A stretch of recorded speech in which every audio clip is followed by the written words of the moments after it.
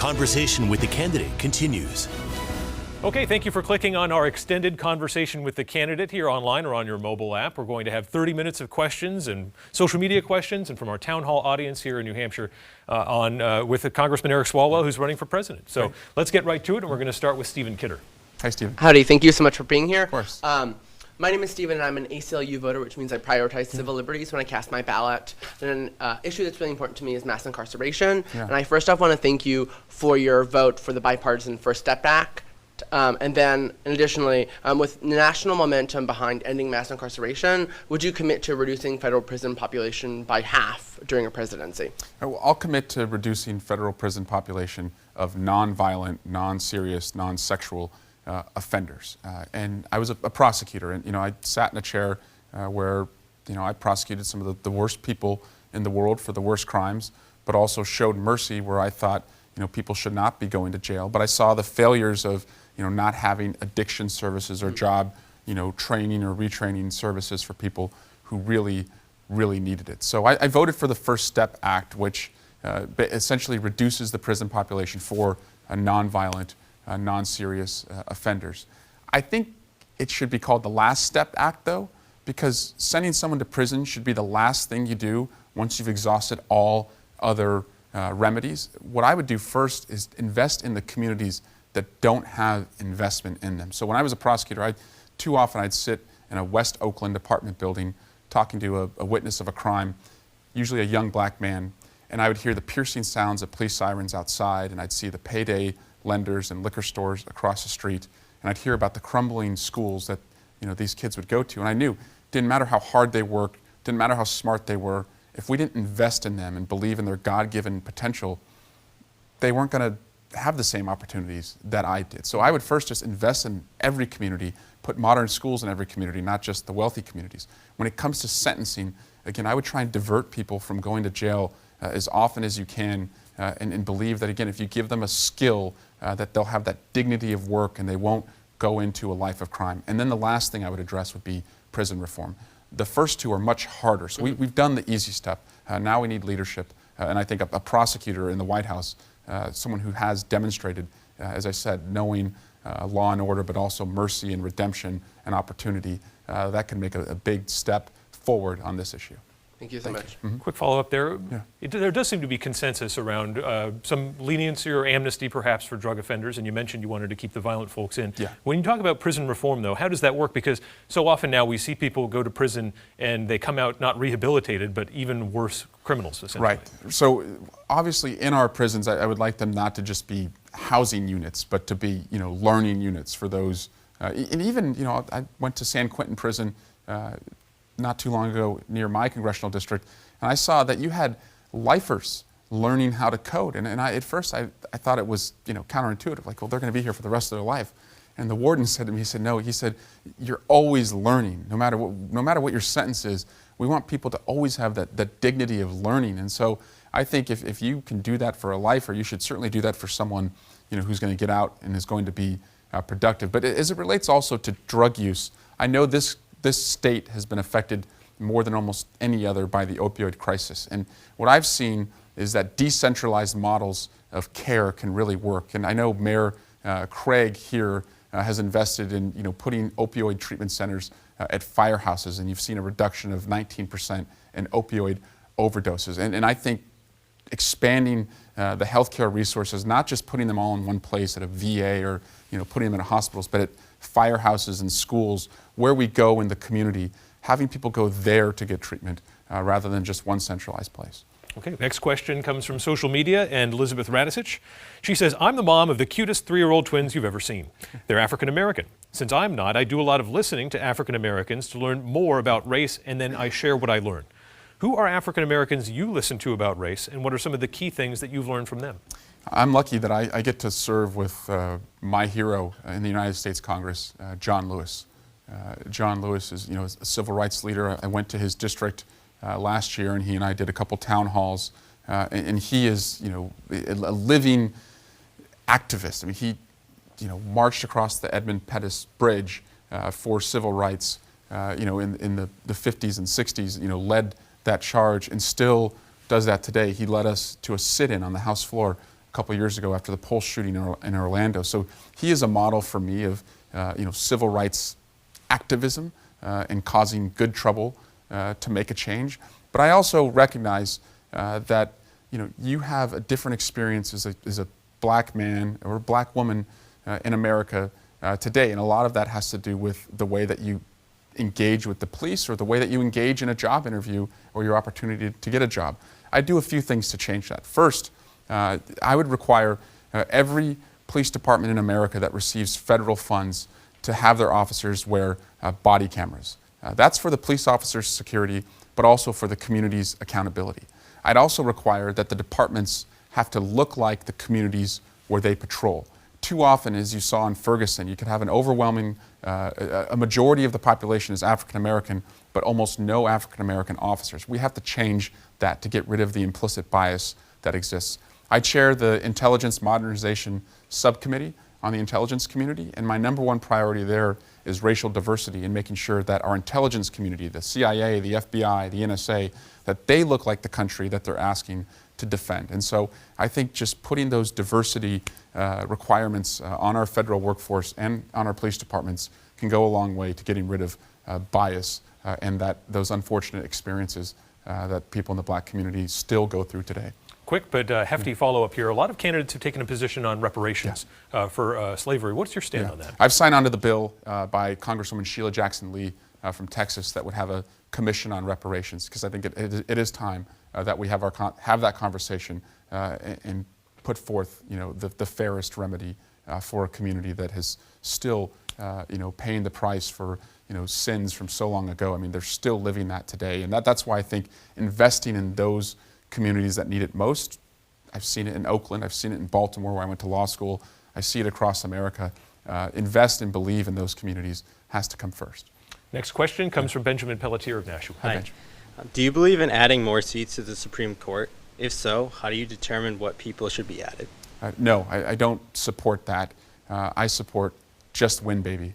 If we win, we can put justices on the court that will follow the law and are qualified. And I don't want that to be seen as an alibi for not being able to win. Just winning means going to Alabama. I did that in the midterms. Going to Indiana, going to Oklahoma and Kansas and Iowa. And I went to all those places. And I saw there that people there are just like voters in New Hampshire who have flipped their entire state legislature and congressional delegation and Senate delegation blue. You just have to go there and organize and talk to those folks and tell them what you believe. And if we do that, we can have a Supreme Court that is fairer than today. But I don't support changing the rules, especially if it will look like to the American people we're only doing it because we don't like the composition today. Thank you.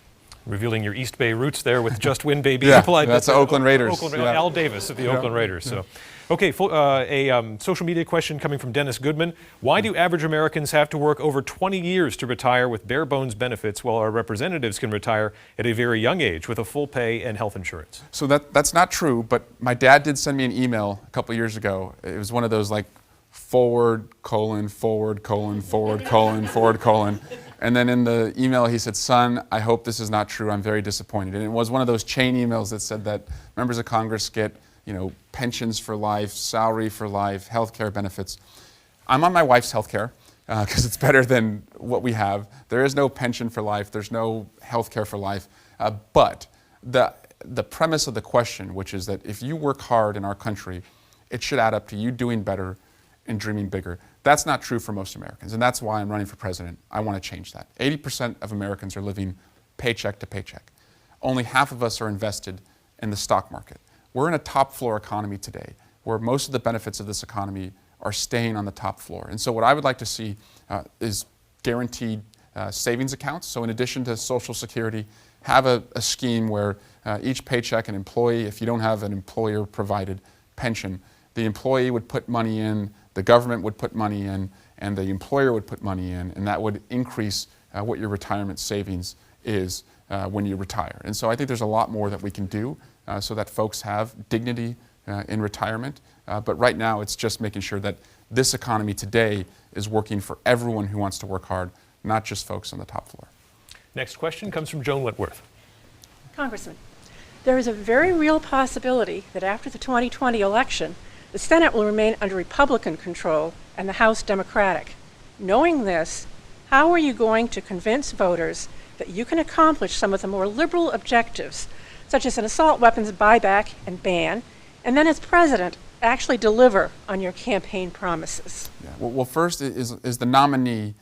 I will do everything I can to win Senate seats in places like Arizona, Alabama, Colorado, Maine, where winning there would give us the Senate. And I think, again, being someone who has lived in a lot of this country and is a son of a Republicans, I can go to those places and be effective. Second, you're still going to have to work with Republicans. And I founded a group called the United Solutions Caucus in my first 4 years when I was in Congress, and we had a working group with Republicans and Democrats. Donald Trump came in and blew up any hopes of bipartisanship for almost the whole Congress. But I'm not going to hold that against Republicans, and I'm going to ask them not to hold how they viewed me, against Democrats, because there will have to be a day after Trump. So the first thing I think we have to do is put in place the democratic reforms that our country has seen really have a wrecking ball taken to them. Not allowing family to be, in positions of power. Not cashing in on access to the Oval Office. Not allowing foreign nationals to give gifts to the person in power. Showing your taxes. I think those are principles that Republicans and Democrats have always agreed upon. And I think using that as a foundation, you can start to take actions on some of the bigger stuff, like healthcare, education, gun violence. When it comes to guns, I just do not accept that this is a divisive issue. But I have come to realize that it is a tactic by the NRA for us to believe it's a divisive issue. So if they can make you think that talking about gun safety is divisive, then most politicians think, well, I'm not going to touch that hot stove. But I've talked to the moms, I've talked to the students, I've talked to the survivors, and they believe that your right to dance at a concert, laugh at a theater, pray at a church, synagogue, or mosque is greater than any other right in our Constitution. And that right to live is where we should start when it comes to gun safety. Thank you. Thank you. Next question comes from Joan Krimlisk. Welcome. Joan. Thank you. Let's see, about energy. How would you accomplish a plan for both clean and renewable energy for the country? I would invest in it, but I would also make sure that those workers who are working on fossil fuel extraction sites or in a fossil fuel job don't feel like they're given a false choice. And that's too often the case in America today. They believe I have to choose between my job and clean air and clean water. And as Democrats, we're losing a lot of those good paying union job workers. And so what I would do is invest in technologies that could bring their sites to carbon neutral, give them a skills bridge into wind, solar, fusion, alternative fuel cells, but also get into an international accord. Again, I pledge as president to host in the United States an international accord here so that we can join the rest of the world, because we can't do this alone. We need other countries, and other countries need to know that we're serious about it.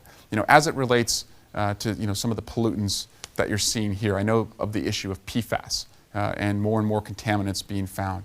I would insist that communities that are contaminated or have pollutants have access to genomics in blood tests so that they can see if their condition is a result of their DNA code or of their zip code. And if it's of their zip code, then you can better hold accountable the polluters. But that also means having an EPA that is fully funded and fully on the job to keep us safe. Thank you. Quick follow-up there. Yeah. One of the things that they've identified that could really reduce auto emissions is obviously driverless cars. And that's coming someday, perhaps whether we like it or not. But as president, would you be urging that day along, trying to foster a day when people are not driving their own cars and the cars are driving themselves? I want us to always be a country that embraces technology, but that also ensures that technology always creates more jobs than it displaces. And so the cost of innovating, the cost of taking the factory floor from 1,000 people to 100 people to one person has to be that we're investing in new skills for the workers that lose their job and making sure that kids in school today have the agility of skills to keep changing with the economy. So I've got a son who's going to be 2 next month, and I tell my wife that he's going to have to learn how to be a chemist, an engineer.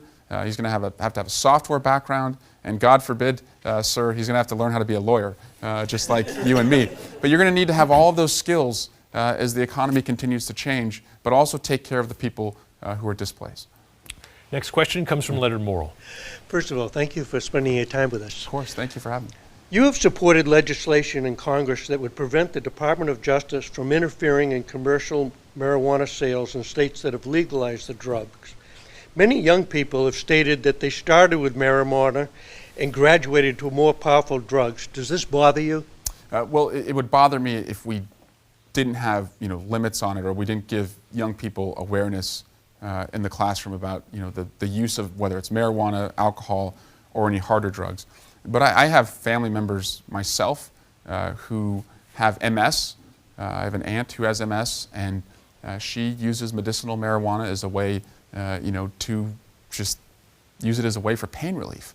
And right now, so many of the different states that have allowed it are really blocked from fully distributing it to help people because the federal government doesn't allow it. So businesses can't bank it. They have to use cash banking, which is not really safe either for those sites, and they can't get the deductions that you would otherwise get from our tax code. So I support pulling marijuana off of Schedule 1 and just taking it off the schedule of drugs, allowing the states individually to decide whether they want it to be legalized or whether they only want to limit it to medicinal use. But I think across the country, at the very least, we should be able to study its medicinal effects and allow states that want to either legalize or allow their patients to use it medicinally to do it without fear of prosecution.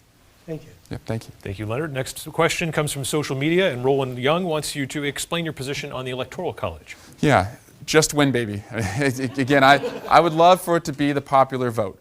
Of course, we know that two of the last, I think 4 elections, 2 of the last 4 presidents were elected without the popular vote. So I would love for it to be the popular vote, but with limited time and limited resources, I want us to just go to the places where we've traditionally won but didn't win in 2016, Michigan, Pennsylvania, Wisconsin, but also understand that Indiana voted for Barack Obama in 2008, and then we lost Indiana in 2012 and 2016. So we can't just be a party of the last states that voted for us in the last presidential election. We have to keep seeing voters everywhere. And I feel comfortable that because of the way that I lived and the way I live today, I can credibly add states in the general election. I can tell voters, I see you, I hear you, I know how hard you work, and I'll put forth policies that are for you.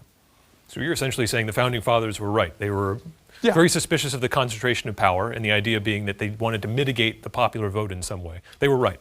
They were right, and even if we don't like the result and we want to change it, I don't see small states voting against their interest, so I want to focus on things that can actually get done. Certainly the constitutional amendment is a high bar on anything these days. Okay, next question comes from Kathy Hoey. Hi. Hello, Congressman. How are you doing? What specific initiatives would you push as president to combat the problem of human trafficking?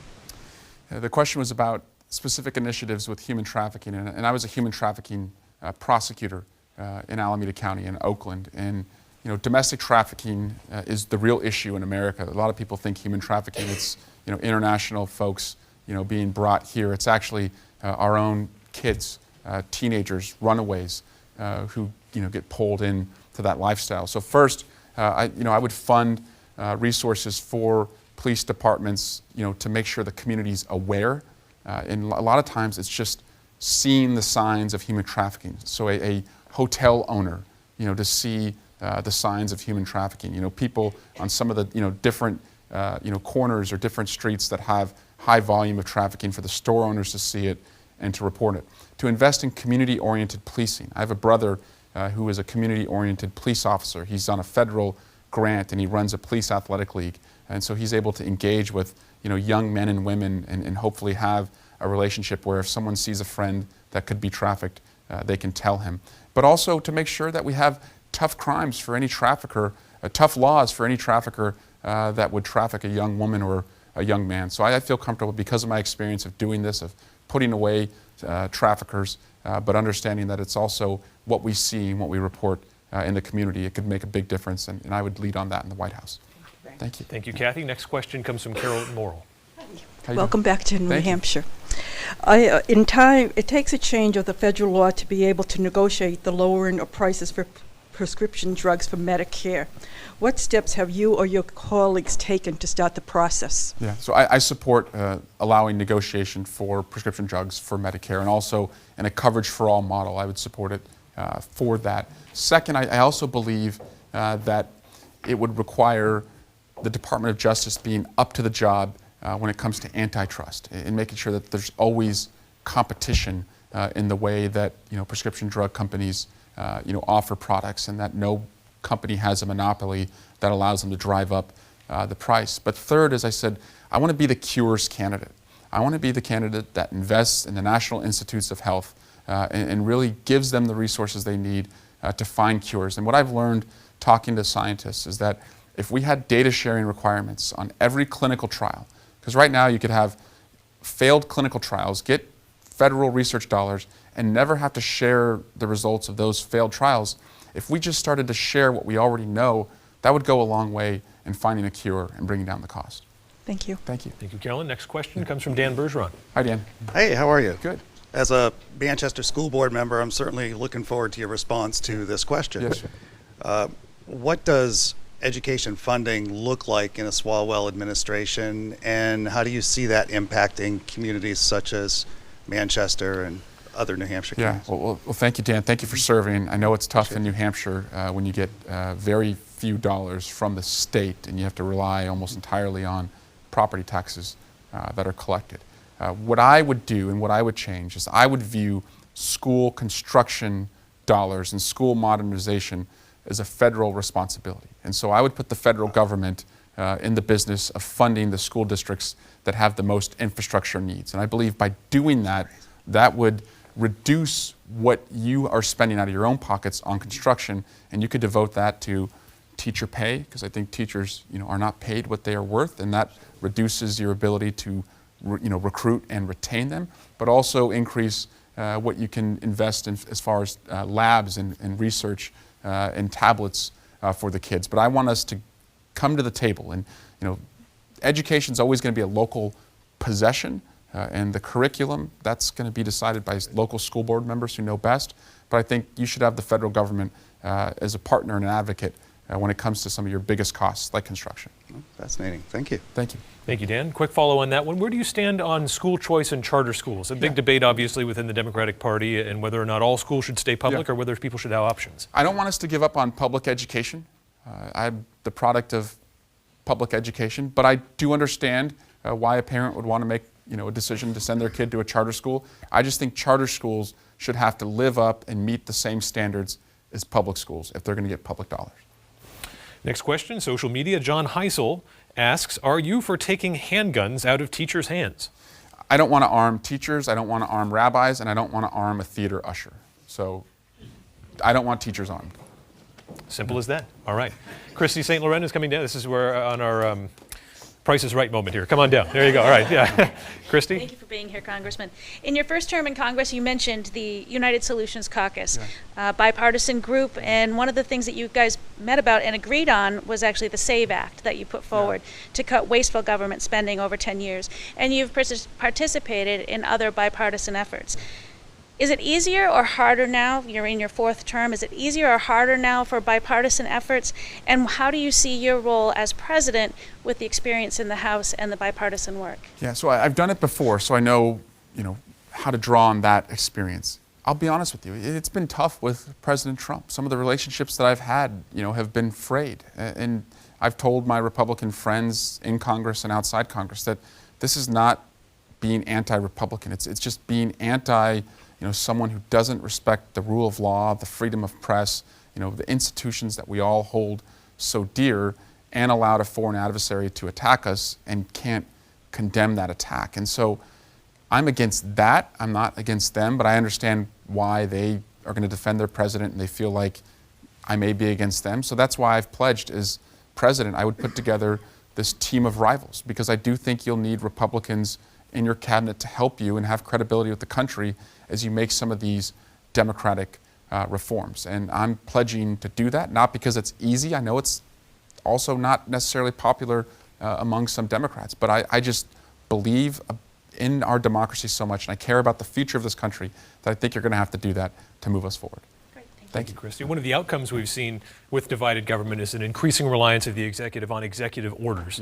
What's your position, especially from a legal perspective, what's your position on the use of executive orders, and how often would we see you using them as president? Yeah, I served in Congress, so I want to see, the will of the people carried out. And sometimes that means, you're going to have to, strike deals, compromise in ways that you wouldn't otherwise want to. But I think I will be a nominee that will allow us to keep the House and add to the Senate so you can have a governing majority and address the issues of climate, education, gun violence, healthcare.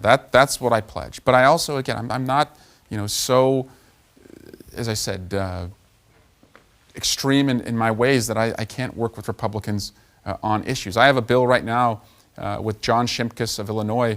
He's a Republican, and it would allow any child born into poverty, if they have a rare disease, they would have access to genomics. So they would not have to go on a diagnostic odyssey. They could find that out right away. And so I think there's a lot more that we agree on than people believe, and we're not the enemies that this president wants us to be of each other. Okay, next question comes from, let's see, we've got, it's a social media question, Jan, oh, they're updating me, Shar Shelsky, here we go, just updated. Simple one for you, why are you a Democrat? It's not just to upset my parents. I went to college on a soccer scholarship and didn't really think too much about who I was politically. I went to George Bush's 2001 inauguration. It was the first time I'd gone to Washington, D.C. And then when I got injured from that scholarship, I had to start paying out of my own pocket and taking out student loans. And at the University of Maryland, we had a Republican governor who kept increasing tuition semester after semester and putting, balance the state's budget on the backs of the students. And I would get these notices from the registrar's office that you're going to be kicked out of your classes, you're going to be dropped from the school unless you can make your tuition payments. And it was a stressful time because we were just scraping everything together to make it work. And so I saw how a Republican governor and a Republican Party valued education and what it meant for people like me. And working as a Capitol Hill intern for my own Democratic member of Congress and seeing the values Democrats had on this issue, I just believed that the Democratic Party was a party that believed if you worked hard, no matter who you are, what your parents did, who you love, who you worship, it should add up to doing better and dreaming bigger. That's about the time I became a Democrat. If you're elected, you'll be the first president with a toddler in the White House since John F. Kennedy. You had to have had this conversation with your wife. How do you make life normal for your family if you become the President of the United States? Well, it's tough. Just 2 kids under 2 is tough right now. My wife has a very good job, and she travels a lot for her job, and she jokes that the only way any of us get sleep around here is to take a work trip. But I think we're very normal people. We're like most people our age with kids. Our friends and our life center around our kids' friends and their parents. And so I wouldn't want to deprive them of that. She's from Indiana. We go there a lot. We would continue to go there. But I think seeing that their father, hasn't changed who he is the best thing for them. And one question we've asked a lot here, and you've touched on a little bit of this, but what adversity have you faced in your life that has made you a better leader? Mm-hmm. When I was 10, I had Bell's palsy, and that was tough to overcome. I had an eye patch every night when I went to sleep, and I'd lost most of my smile. 80% recovered on that, but I saw how much my parents stressed out over that, paying for the different treatments and doctor's visits, but worrying about me just being treated differently and acting differently. And so I understand the healthcare side of that, but I also believe just going through college and law school and just scraping by and taking full-time jobs and full-time classwork, I saw why people work hard, and I always believed that there was something better at the end. But when you're in a position like that, you're able to see all the people who work just as hard, but it's not adding up, that they're just running in place and they're one financial emergency away from being wiped out, or they're taking on 10 to 20 extra hours a week in overtime just to get paid what they would have been paid 10 years ago for a 40-hour week. And so having a responsibility to make sure it's not just me that did better because I worked hard, but it's anyone who works hard does better. Congressman Eric Swalwell, thank you for joining us on Conversation with the Candidate. Yep. Thank you to the audience and those watching at home. Thank you so much. Next week, Congressman Seth Moulton. Thank you for watching, everyone.